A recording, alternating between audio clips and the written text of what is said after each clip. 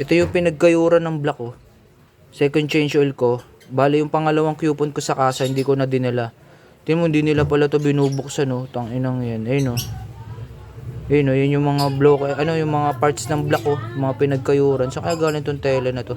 Kaya bubuksan nyo talaga yung strainer pag nag-change oil kayo mga boss.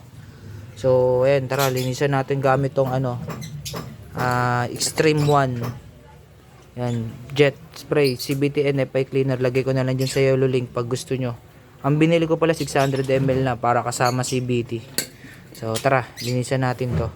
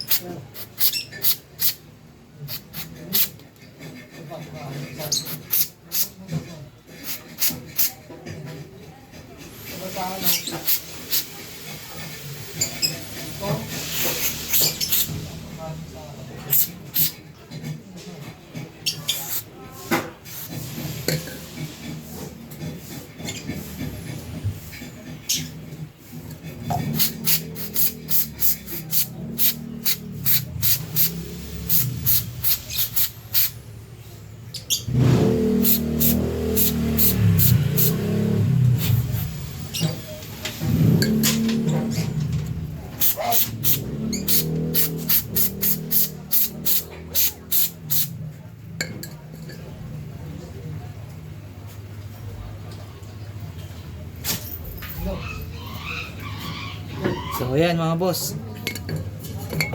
Linis na, di ba? Ayan. Goods na yan mga boss.